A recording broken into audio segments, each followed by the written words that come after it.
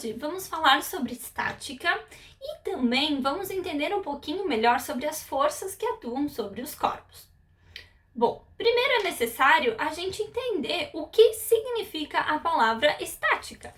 De acordo com o dicionário, estática é a parte da mecânica que estuda a relação entre as forças e as massas dos corpos em equilíbrio. Ali fala sobre a mecânica. Para a gente entender um pouquinho, a mecânica é uma área da física onde estuda o movimento dos corpos.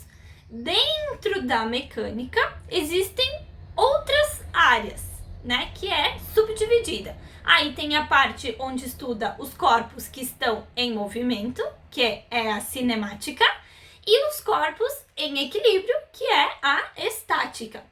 Bom, tudo que envolve dentro da estática é os corpos que estão em equilíbrio. Mas o que significa equilíbrio? Segundo o dicionário, equilíbrio é o estado dos corpos em que a resultante das forças atuantes se anula. Bom, então é exatamente isso que a gente vai estudar hoje. Para o corpo estar em equilíbrio, a gente precisa analisar todas as forças que estão envolvidas e essas forças, elas precisam ser igual a zero. Isso significa que o corpo está em equilíbrio. Bom, a gente precisa entender um pouquinho melhor. Então, a partir de agora, a gente vai analisar diferentes situações e as forças envolvidas nessas situações. Um exemplo do cabo de guerra, que normalmente é uma brincadeira infantil, e a gente vai analisar as forças envolvidas. Aqui, o que acontece? A gente quer saber as forças envolvidas apenas na corda. Então, temos duas pessoas. Essa pessoa aqui, ela faz uma força, que eu vou representar com uma flechinha. Por que essa flechinha está apontada em direção à pessoa? Porque ela está puxando a corda para esse lado. Só que o que acontece? Aqui, a nossa corda, ela está em equilíbrio. Logo, precisa exatamente uma outra força na outra extremidade da corda para que a corda fique em equilíbrio. Se caso essa força for maior, a corda vai vir para este lado. Se essa força for maior, a corda vem para esse lado. Logo, as duas forças estão em equilíbrio e a corda está parada. Aqui temos outra situação, um balanço que ele está suspenso apenas por este fio aqui.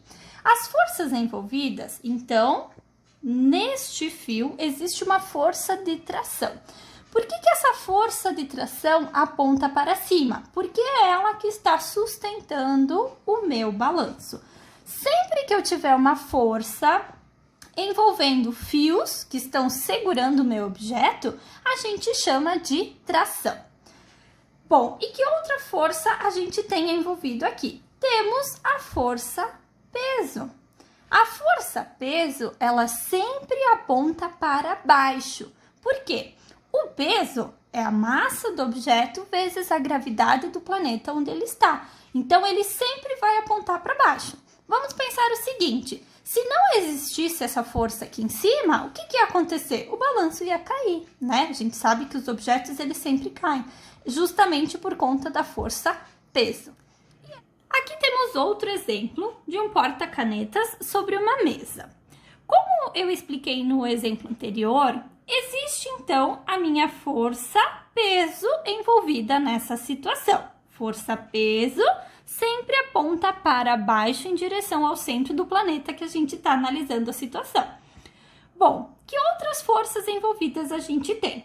Se esse porta-canetas está sobre uma mesa, eu tenho aqui a minha força normal apontando para cima.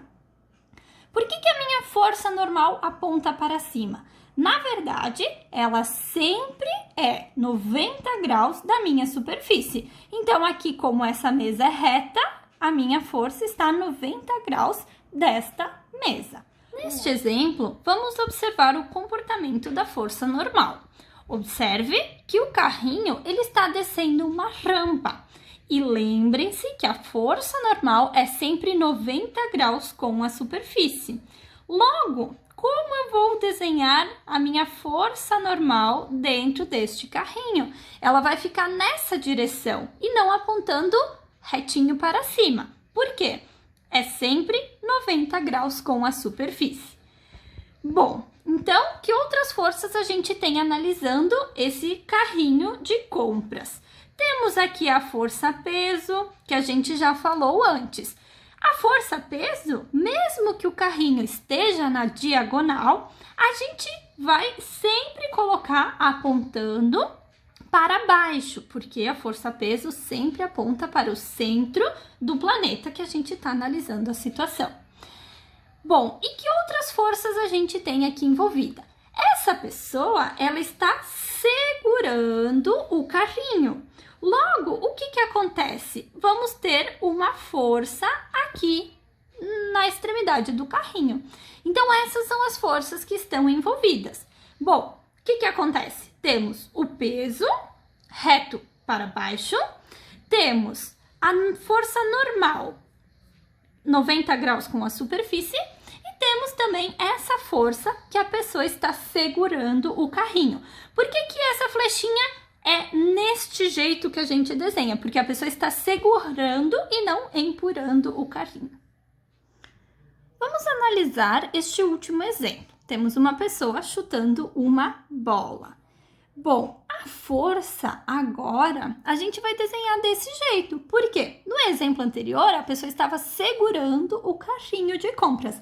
Aqui ela está chutando a bola. Então, a força que a gente desenha aqui, que a pessoa exerce na bola, é desta maneira.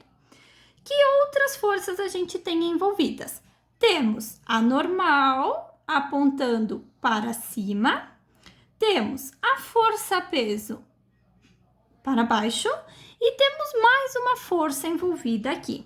O que acontece? Temos aqui a força de atrito. A força de atrito, ela está envolvida quando os objetos estão em contato com uma superfície. Bom, como eu desenho essa força de atrito? Eu sempre desenho ela contrária ao meu movimento. E por que eu coloquei aqui embaixo? Porque a força de atrito sempre acontece em contato com o chão.